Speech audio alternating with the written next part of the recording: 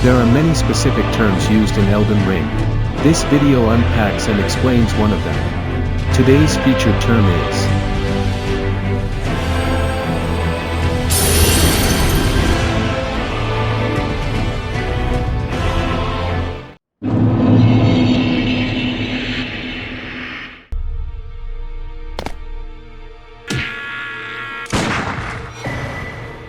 Great runes are a type of key item obtained by defeating demigods. Great runes come with unique blessings, and by consuming a Rune Arc while a great rune is equipped, you can activate its power. However, you can't use a great rune's power immediately after obtaining it. the great rune of the Shardbearer Godric, devoid of any benediction. Seek the divine tower of Limgrave, which stands beyond the great bridge from Stormvale Castle. In short, you'll need to visit a divine tower before you can actually use a great rune. There are 6 divine towers in the lands between, but only 5 of them can be used to restore a great rune, all except the divine tower of Liurnia. I probably shouldn't say this out loud, but sometimes I wish I could just restore them all in one place. Quick refresher. First, defeat a demigod to obtain a great rune. Second, go to a divine tower to restore the great rune. Third, use a Rune Arc to gain the blessing. That's how you gain the blessing of a great rune. Regarding the Rune Arc, if you're not engaging in farming or online play, you'll have a limited supply, so it's important to carefully consider when to use it. Well, that's not really something I should be the one to decide.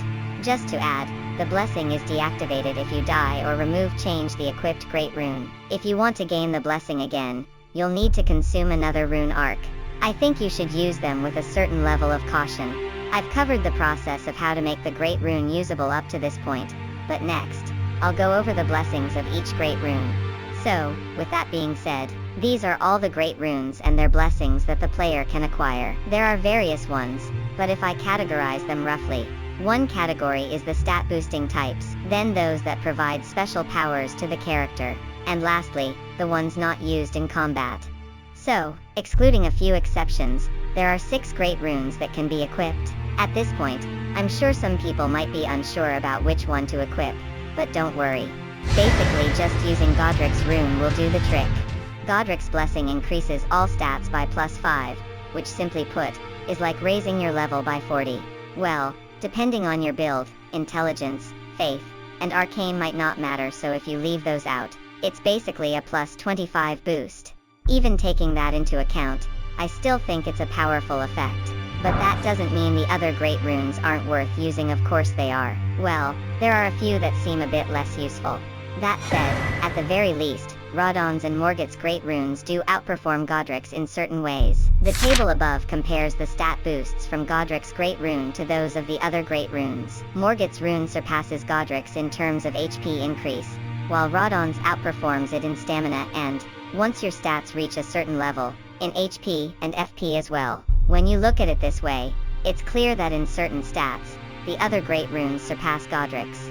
The catch is that Morgott's rune only boosts HP, and Radon's requires quite a high level before it surpasses Godric's in HP and FP. Just a little more to go. Godric's great rune also increases defense, resistances, and maximum equipment load, whereas the other 2 great runes do not have such effects. Well, the increase in defense and resistances is more of a bonus, but the boost to maximum equipment load is a significant difference, in my opinion.